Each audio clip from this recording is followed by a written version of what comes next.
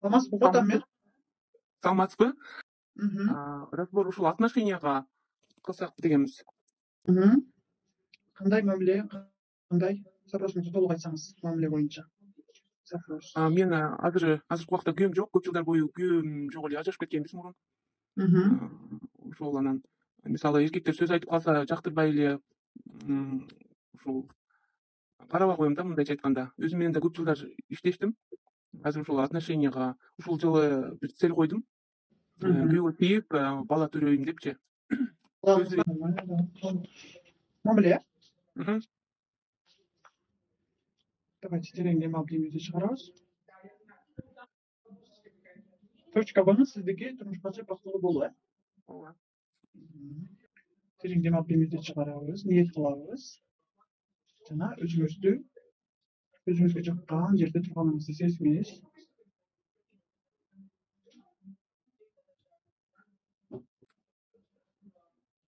Сиздин полеңизде бир фигура пайда болот, ошол фигураны сезгенге аракет кылыңыз. Сол жагыман атам чыкты. Мындай күлүп жайнап. Ал фигурага кандай сезимдер болду? Фигурага аябай жакшы.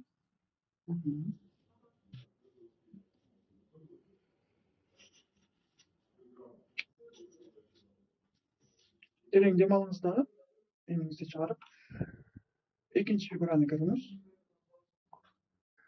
Экинчи фигура оң жактан чыкты, апам. Сиздин оң жагыңызда? Ооба.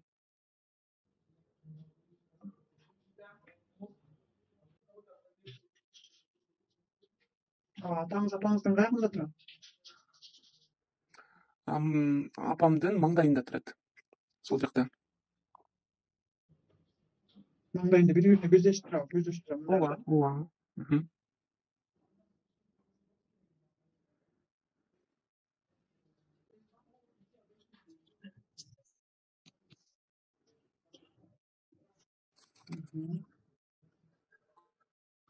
Терең дем алып демиңизди чыгардыңыз дагы биринчи фигура болуңуз.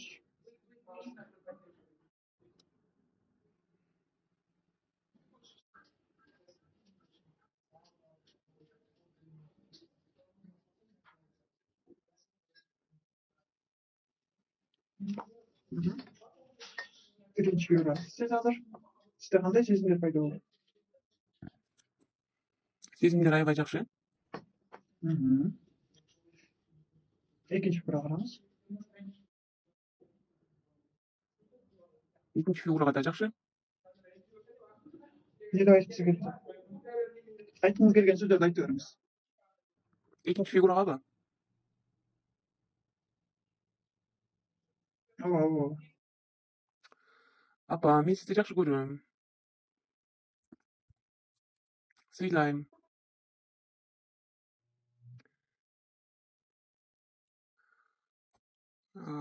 Апам, сиз өзүңүздү карап жүрсөңүз жакшы болмок деп айтмакчымын.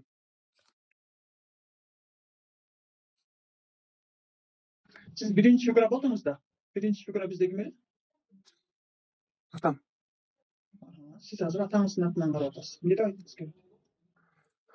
Ошол эле сөздөрдү айтмакмын, өзүңдү карап жүр, ден соолугуңду кара деп.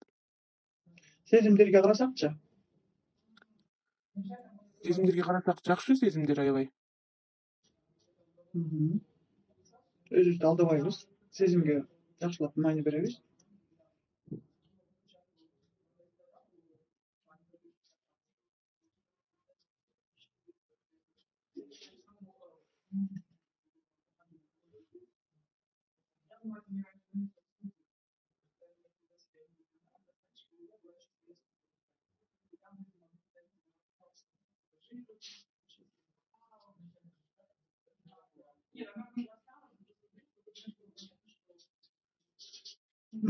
Терең дем алыңыз да демиңизди чыгарып, экинчи фигура болуңуз. Экинчи фигура өткөндө кандай сезимдер пайда болду сизде?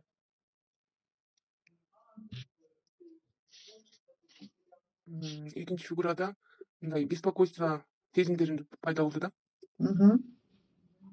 Эмнеге беспокойство болду? О чём?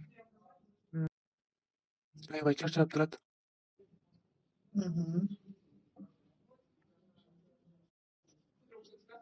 Ne kalады? Тынчтык каалап атат.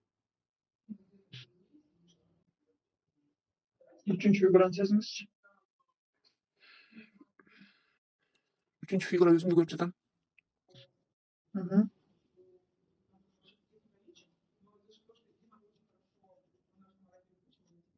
Сиздин фигураңызга караганда кандай сезимдер пайда болду? Мени карап турат. Сезимдери. Ооба.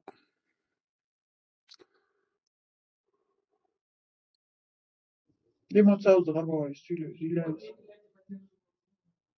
Тартынсаңыз микрофонуңузду өчүрүп жүрүңүз. Өзүмдү ошол мен өзүмдү көрүп турам, мени кайрылып карап турат сол жактан.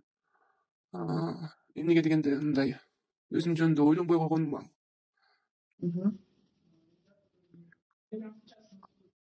Ким жөнүндө ойлоносуз? Бардыгын ойлоп эле өзүмдү акыркы местага коюп койгонум сезилип атат. Дагы?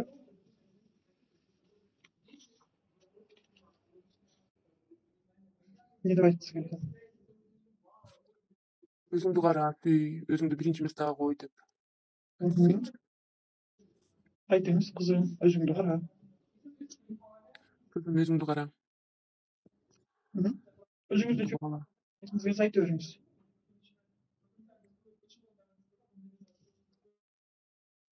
Өзүңдөн эчтеке аяба. Өзүңдү сүй. Өз максаттарыңды биринчи орунга кой. Эмне жакса ошонун баарын аткара бер. Хорошо. Ушул моментте төртүнчү фигура пайда болот. Ким ал фигура? Иним. Бир тууган иним. Кандай сезим пайда болду? Бир тууган иниңизге кандай сезим пайда болду?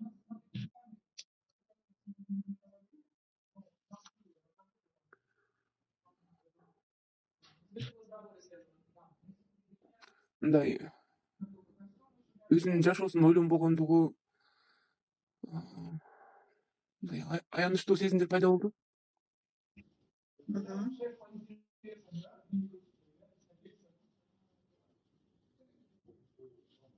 Өзүнүн жашоосун алдыга өзү башкарып, өзүнүн жашоосун ойлонбой атат да ошол.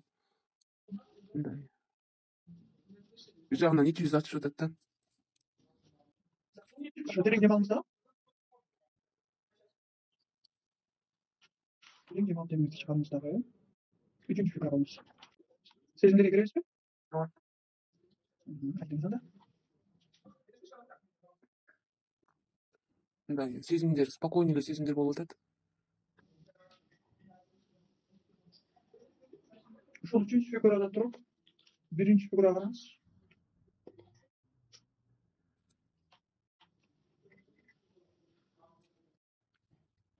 Биринчи фигура атам да бул, Биринчи фигурага караганда кандай сезим пайда болду сизде? Сиздин айтканыңыз боюнча атаңыз ал.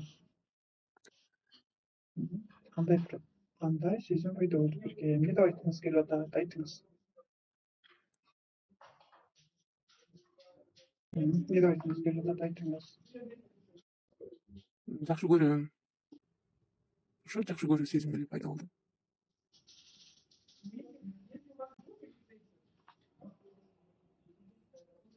Терең дем алып демиңизди чыгарып биринчи фигура болуңуз дагы, үчтү караңыз.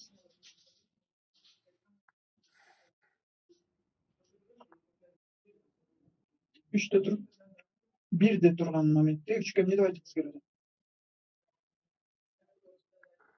Кызым, сени жакшы көрөм. Сен аябай күчтүүсүң.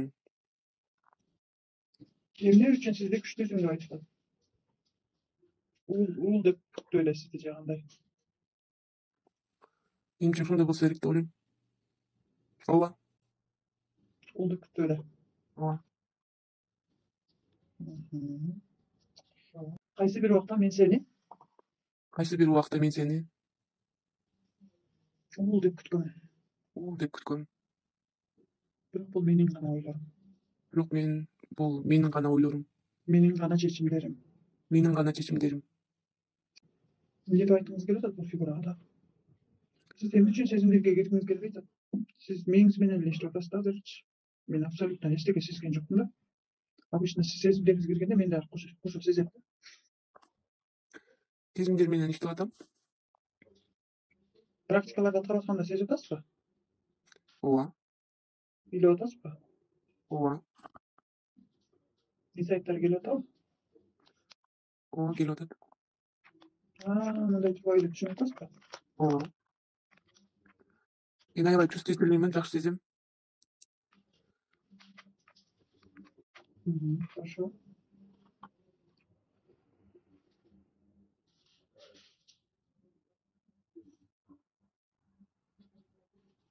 Кызыңызга дагы эмне деп айткыңыз келип атат?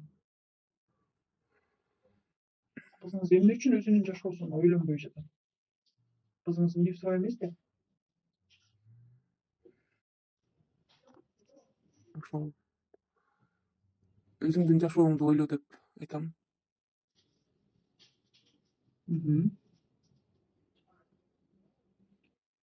Сизде мурунку уларда түшүп калгандар болбойт беле? Билбейт экенмин, мүмкүн болсо керек. Инимен кийинкисин апам алдырып койгон. Жок, сизде мурунку. Мурунку агам болот, ал агам өтүп кеткен. Андан мурункусу эжем.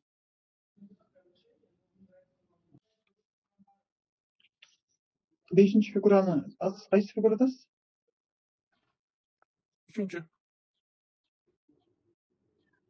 Сиз бирдесиз да? Билдим ооба. Сатындасыз да. Ушул фигурада туруп бешке караңызчы. Ким бул фигура? Бешинчи фигура өтүп кеткен агамдын фигурасын көрүп атам. Эмне деп айткыңыз келип атат? Айтып же ага мен сизди жакшы көрөм деп айтыңыз. Ага, мен сизди жакшы көрөм. Айта бериңиз. Мен сизге бир дагы тоскоолдук кылбайм азыр. Мында дагы сөз сиздики, айта бериңиз агаңызга эмне деген сөз деп айткыңыз келип. Мен агамдан кечирим сурамакмын. Эмне деп? Кетирген каталарым болсо кечирип коюңуз деп. Каты сүйлөп койсом кечирип коюңуз деп. Ушундай мамилеңиз бар беле? Агам экөөбүздүн мамилебиз жакшы болчу, бирок ушул өтүп кетер күнү мындай туура эмес сүйлөп койгом да. Айтыңыз. Айтыңыз дагы ушундай деп. Бүт ошол сөздөрүңүздү калса микрофонуңузду өчүрүңүз дагы. Байкеңизге айта турган сөзүңүздү айтыңыз. Ушундай жүрөгүңүздөн чыгарып айтыңыз. Иштедиңизби практикада? Бул момент чыкпады беле? Жок. Ушул байкеңиз менен жакшылап иштешиңиз керек экен да. Сиз байкеңиздин алдында өзүңүздү кандай сезип атасыз? Күнөөлүү сезип атасыз. Кечирим сурап атпайсызбы? Демек сиз байкеңиздин алдында өзүңүздү күнөөлүү сезип атасыз. Сиз именно өзүңүздүн жашооңуздагы жакшы эмес мамиле именно ошо байкеңиз менен болгон мамилеге дагы тийишеси бар да. Жолдошуңуз менен качандан бери жашабайсыз? Көп жыл болду. Канча жыл? 2006-2007 жашап кеткенбиз. Хорошо. Демек сиздин байкеңиз канчанчы жылы 2013 өтүп кетти дейсизби?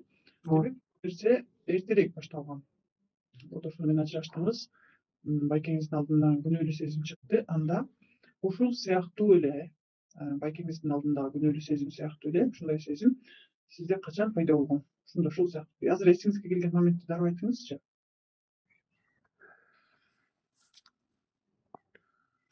Күнөөлүү сезимби? Атаңыздын алдында мүмкүн күнөөлүү сезим, мүмкүн дагы бир нерсе туура эмес кадашып калгансыз бала чагыңызда. Болбосо эле нерсе боло берет да көбүнчөчү. Терең демиңизди чыгарып турсаңыз, аябай напрягайте себя.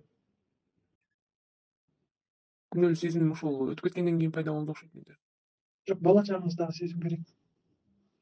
Ал уландысы эле болгон да байкеңиздин алдындагы күнөөлүү сезим. кандай бир нерсенин уландысы болгондо. Мен айттым го, сиз өзүңүздү унутуп калганыңыз бул сүйүү алышыңыз керек деп атпайбы? Сиз жолдошуңуздан сүйүү издеп атасыз. Байкеңиздин алдында күнөөлүү сезим сезип атасыз. Демек, эркектердин алдындагы күнөөлүү сезим эртерээк башталган да. Мүмкүн атаңыз менен, например, атанын мамилеси жакшы болбой калган моментте, например, мисалга айттым мен. Биз көбүнчө апабызга кошулуп сүйлөгүбүз келет дагы, атабыз капа кылып коюшу мүмкүн. Ушундай бир моменттер болду беле? Ооба, атам жактан болгон. Кандай момент болду эле? Азыр эстей аласызбы?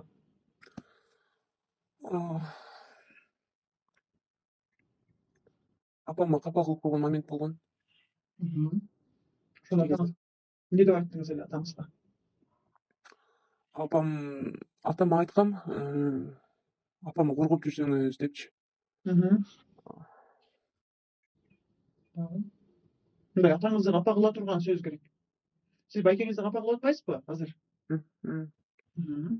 Мындай капа кылып айтып, ошол сөз үчүн сиз өзүңүздү күнөөлүү сезип атасыз.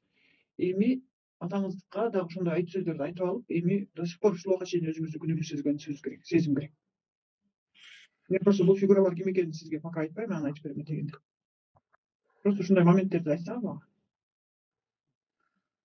Атаңызга аябай катуу тиип, например, көңүлүнө тиип алып, анан кийин апаңыз үчүн, может просто так эле, может дагы бир себептер менен атанын катуу көңүлүнө тиип алып, ушул убакка чейин өзүңүздү күнөөлүү сезип жүргөн моментти эстеп көрсөңүз.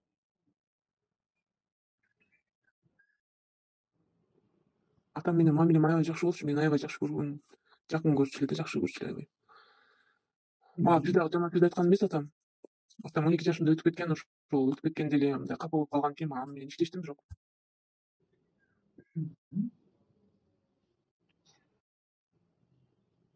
Атаңыздын алдында кандай күнөөлүү сезимиңиз бар? Хорошо түшүндүм. Атаңыз өтүп кеткенде 12 жашыңызда. Атаңызга капа болдуңуз, Атаңызга болгон капачылык менен иштейсиз. Тереңге алып, демиңизди чыгарыңыз да көзүңүздү ача бериңиз. Атаңызга болгон капачылык менен дагы иштеңиз. Сиз атаңыздан ала турган сүйүүнү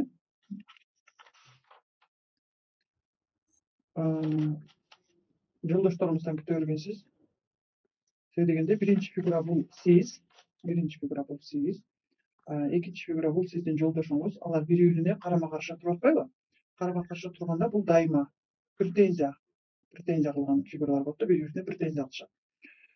Сиз жолдошуңузга постоянно претензия кыласыз, бир нерсе каалайсыз жолдошуңуздан. Үчүнчү причина бул кайда өзүм деп атасыз. Демек, сиздин өзүңүзгө бир нерсе жетпейт, сүйүү жетпейт. Төртүнчү фигура бул иним деп атасыз. Чечим, эркек, бул жактан да эркек. Бешинчи фигура бул сүйүү деген фигура. Сүйүү жетпегендиктен, именно атанын сүйүүсү жетишпегендиктен сиз ал сүйүүнү биринчи жолдошуңуздан издедиңиз. Биринчи байкеңизден издейсиз. Атаңыз кеткенден кийинчи, ата кеткенден кийин уже байкеден издей баштайбыз. Байкени энергетически биз адашабыз дагы. Байкеден, атадан ала турган сүйүүнү биз байкеден алгыбыз келет. Анан байке бизди жактырбайт, мен сенин атаң эмесмин, мен сага бере албайм деп баштайт. Анын ордуна үйлөнүп турмушка чыгабыз, жолдошубуз келет. Анан жолдошубуздан дагы биз атабыздан ала турган сүйүүнү жолдоштон алгыбыз келет. Аны ала албайбыз. Анан жолдошубузга капа болобуз, таарынабыз да. Анан жолдошубуз өзү эле бизден жылып келет да. Себеби дегенде биздин атабыз берген сүйүүнү жолдошу эч качан бере албайт. Сизде азыр биринчи очередте атаңызды өзүнүн ордуна коесуз. Дароо ушул адамдар менен иштейсиз. Иерархиядачы биринчи атаңызды өзүнүн ордуна коесуз. Сиз өзүңүздүн ордуңузга турасыз. Арка жагыңызда, оң жагыңызда атаңыз болот да. Байкеңизди өзүнүн ордуна коесуз. Сиздин оң жагыңызда, сиздин катарыңызда болот. Жолдошуңузду өзүнүн ордуна коесуз. Сиз эки кызыңыздын аталары бирби? Жок. Экөө башкабы? Ооба. Анда мындай болот да. Чилип көрсөтөйүн да. Иерархия закону боюнча баарын өзүнүн ордуна коесуз. Караңыз. Сиздин эркектерге болгон претензияңыз бар да. Мага эмне үчүн силер атам берген сүйүүнү бере албай жатасыңар деп. Бул сиз да. Сиздин жагыңызда атаңыз, байкеңиз, байкеңизден кийин сиздин оң жагыңызда биринчи күйөөңүз, андан кийин экинчи жолдошуңуз. Сөйлегенде сизде бул жакта эки кызыңыз бар. Эки кыз бар. Сиз жолдошуңуз менен энергия берип турасыз. Мына биринчи жолдошуңуз менен бул жака, экинчи жолдошуңуз экинчи кызыңызга берип турушат. Сиздин полиңизде бул эки жолдош тең болуш керек, биринчи, экинчи. Сиз буларды кой бере албайсыз. Сөйлегенде сиз кыздарыңыз үчүн буларга энергия бересиз. Сиз болгону эмне кыласыз? Дагы турмушка чыгыш үчүн буларга ыраазычылык айтасыз. Претензия менин жолдошум мынтен, тигинтен, там слабый. Эгерде сизди кыз деп күткөн болсо, демек сиз күчтүүсүз дагы жолдошторуңуз слабый болуш. Анда сиздин атаңыз сизге эмне деп айтыш керек? Кызым, сен менин кызымсың, сен кызсың, мен сага кыз болгонго уруксат бердим. Сен менин кызымсың, сен күчтүүсүң, сен дебей, сен назиксиң деп айтыш керек. Сен назиксиң, бирок ошол эле учурда мен сени алдыңа койгон максаттарыңа жеткенге эмне берем? Энергия берем. Энергия берем. Сизде кыз болуш керек биринчи. Атаңыз менен иштейсиз да. Ошол менен арасында. Сен кызсың, кызымсың, менин жанымсың, менин назик кызымсың, менин кызымсың, сен аялсың, сен кызсың. Мен сенин атаңмын, булар сенин жолдошуң, бул сенин жолдошуң, бул сенин жолдошуң. Анан сиз мындай кылыңыз, жабык диагностика жасаңыз. Сиз жолдошуңуз атаңыз. 3 кагазга диагностика жазыңыз. Мен просто жолдошум атам деп жазыңыз дагы, диагностикасын көрүңүз. Ким прям жайгаштырып өзүңүздүн сезимдериңизге көңүл буруп туруп жайгаштырыңыз. Иерархияда ким эгерде сиздин жаныңызда атаңыз туруп алып, күйөөңүз башка жакта туруп калса, анда атаңызды ордуна коесуз. Же наоборот сиз атаңыздан өйдө туруп аласыз. Же жолдошуңуздан сол жагына коюп аласыз. Жолдошуңузду өзүңүздүн сол жагыңызга коюп аласыз. Хорошо? Жолдошуңузга болгон сиздин претензияларыңыз бар экен. Анан ушул эки күйөөңүзгө ыраазычылык айтып туруп, анан кийин дагы турмушка чыккан жолдошуңузду анан кийин үчүнчү фигураны, например, алып келип ыраазычылык айтып, ушундай эгерде башка бирөөгө турмушка билбейсиз өзүңүз да, бирок келечекте турмушка чыккыңыз келсе, анан просто эле эркек деген фигураны коюп туруп, анан ошол жака ыраазычылык. Просто мен бул жерде азыр жолдош деген фигура койдум. Жолдошко сизде биринчи жолдош болобу, экинчи жолдош болобу, сиз каждый раз жолдошуңузга претензия кое бересиз да, претензия кое бергенсиз, ошон үчүн ажырашып жүргөнсүз. Дегенде сиз жолдошторуңуздан атаңыздан ала турган жүйүнө кое бергенсиз. Түшүндүңүзбү? Хорошо? Мен азыр тиги атам сол жактан чыгып атканы туурабы? Же оң жактан чыгыш керек? Туура эмес. Демек сиздин апаңыз мындай да. Бул жерде сиздин апаңыз менен атаңыз да болушу да мүмкүн, апаңыз күчтүү, атаңыз слабый болушу мүмкүн. Бирок менин фигурам боюнча, мен сизге сиздин сезимдериңизди көрсөтөм да мен. Атаңыз эрте өтүп кеткени үчүн дагы сиз атаңызга претензия кылганыңызда, атаңыздан энергияны албай, өзүңүздөн бuli коюп алгансыз да. Сол жакта, буякта турабы? Карама каршы, бул жакта. Прям алдында турабы? Сол жакта сиз жакка карап турат, Ооба. Ал жолдоштун фигурасы болчу да. Возможно, атам апам дедиңиз, даже эле. Возможно, атаңыз менен апаңыз ошондой мамиледе жашаган. Атаңыз слабый болгон, бири-бирине мындай постоянно мындай эмне менен жашашкан. И сиздин апаңызга болгон аялдуулукту эле иштеп коесуз. Анын апасына барып отурбай элечи. Да, апа, мен сиздей күчтүү болушум керек деп ойлогом. Апаңыз өзүн күчтүү сезип, жолдошун улуктун кабыл албай турган болсо, апа, мен да ойлогом, мен сиздей күчтүү болушум керек деп. Бирок сиздин жашооңуз, бул жашоо сизге тиешелүү деп. Еще плюс, сиз 12 жашыңызда атаңыз өтүп кеткен болсо, сиз да кайсы бир убакка баргандан кийин уже жолдошуңуз менен ажырашып, сиз да күйөөсү жок кылдыңыз, апаңыз кайсы бир убакта күйөөсү жок кылган, Ошого деле боло берет да. Бул бойдон турмушка чыккан эмес, өзү жалгыз жүргөн да. Сизге моменттер кайталана берет. Ошону сиз эмне кылыш керек? Бул сиздин жашооңуз, апа, сизге өрүндөп өзүнө кайтарып бериш керек. Мейлі, рахмат. Рахмат.